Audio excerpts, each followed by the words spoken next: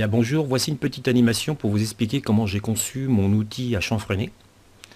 Donc je rappelle que l'outil à chanfreiner nous servira à usiner les chanfreins sur les gabarits de finition et les gabarits de dégrossissage. Donc vous aurez besoin d'une lime triangulaire, ce qu'on appelle une lime tire-point. Donc c'est une lime avec des angles de 60 degrés. Alors je vous conseille de prendre une lime neuve, relativement récente.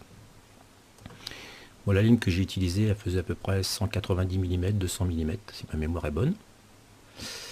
Et cette lime-là, on va la coller sur un tasseau de bois, au centre, sur un tasseau qui fait 50 mm de large, 25 mm, 140 de long.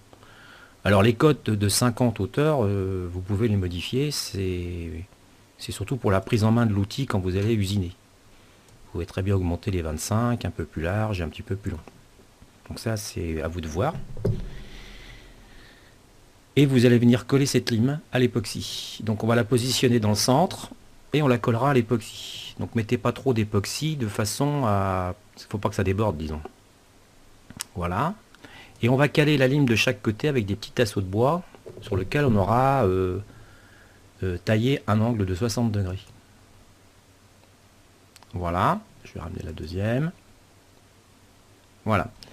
Donc voilà un petit peu cette pièce, deux pièces de chaque côté qui prennent un petit peu en sandwich la lime. Moi la hauteur j'avais mis 9 mm, c'est à vous de voir hein, la hauteur que vous voulez que l'outil dépasse. 9 mm, ça faisait une petite hauteur de je crois de 4 mm ou 5 mm, c'était largement suffisant.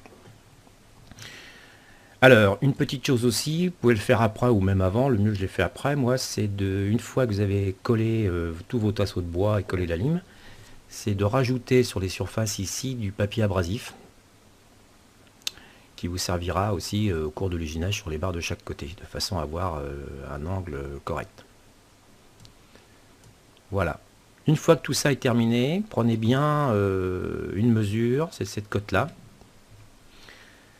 Donc cette cote qui est ici, là, c'est le dépassement en fin de compte à la base de la largeur de votre triangle ici, la base. Alors moi sur la mienne c'était 5 mm, pour vous ce sera peut-être 6 ou 4 ou 7, ça dépendra de comment vous avez conçu votre gabarit, enfin disons votre outil. Donc c'est très important, c'est cette cote là qui vous servira plus tard pour calculer les écarts. Voilà.